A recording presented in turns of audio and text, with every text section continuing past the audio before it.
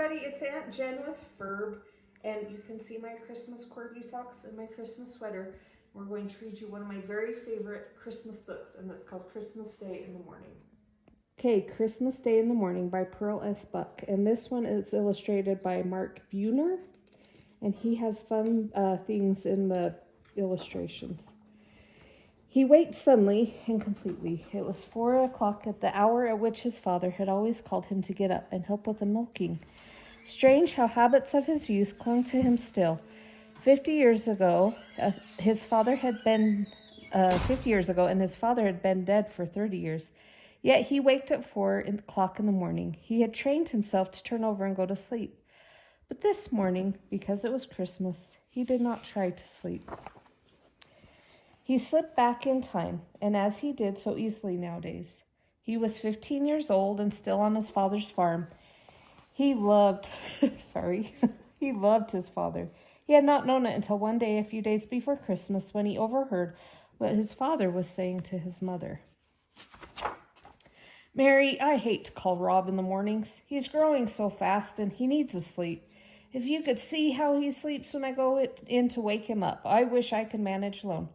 "Well, you can't, Adam," his mother's voice was brisk. "Besides, he isn't a child anymore. It's time he took his turn." "Yes," his father said slowly, "but I sure do hate to wake him." When he heard those words, something in him woke. His father loved him. He had never thought of it before, taking for granted the tie of their blood. Neither his father nor his mother talked about loving their children. They had no time for such things. There was always so much to do on a farm.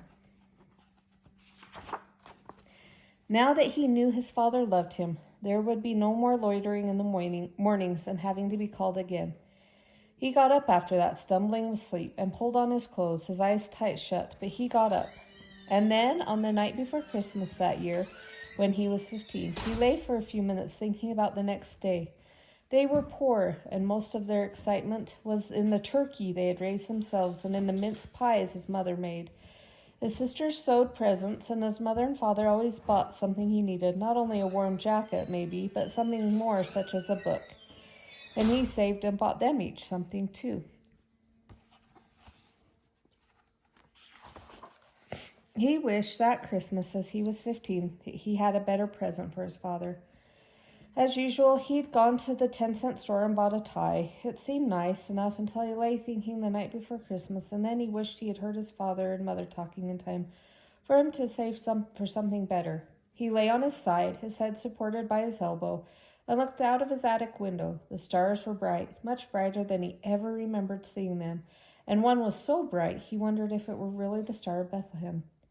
Dad, he had once asked when he was a little boy, "What is a stable?" "It's just a barn," his father had replied, "like ours." Then Jesus had been born in a barn, and to a barn the shepherds and the wise men had come bringing their Christmas gifts. The thought struck him like a silver dagger. Why should he not give his father a special gift, too, out there in the barn? He could get up early, earlier than the 4 o'clock, and he could creep into the barn and get all the milking done. He'd do it alone, milk and clean up. And then when his father went in to start the milking, he'd see it all done, and he would know who had done it. At 2:45, he got up and put on his clothes. He crept downstairs careful of the creaky boards, and let himself out. The big star hung lower over the barn roof, a reddish gold. The cows looked at him, sleepy and surprised. "So, boss," he whispered. They accepted him placidly, and he fetched some hay for each cow, and then got the milking pail and the big milk cans. He had never milked all alone before, but it seemed almost easy. He kept thinking about his father's surprise. His father would come in and call him, saying that he would get things started while Rob was getting dressed.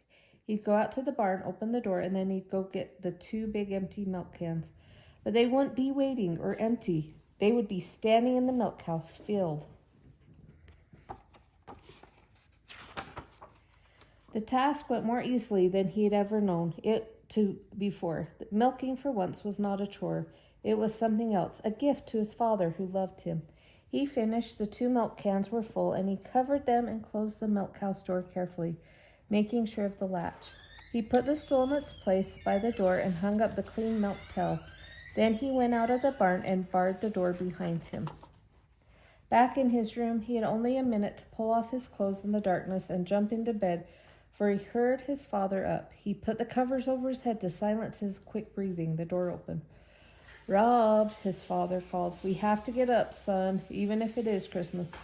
"All right," he said sleepily. "I'll go on out," his father said. "I'll get things started." The door closed and he lay still, laughing to himself. In just a few minutes, his father would know. His dancing heart was ready to jump from his body. The minutes were endless. 10, 15. He did not know how many, and he heard his father's footsteps again. The door opened and he lay still. "Rob?"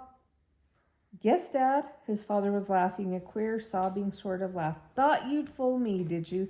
His father was standing beside his bed, feeling for him, pulling away the covers. "It's Christmas, Dad." Oops.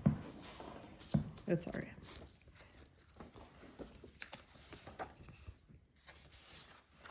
He found his father and clutched him in a great hug. He felt his father's arms go around him.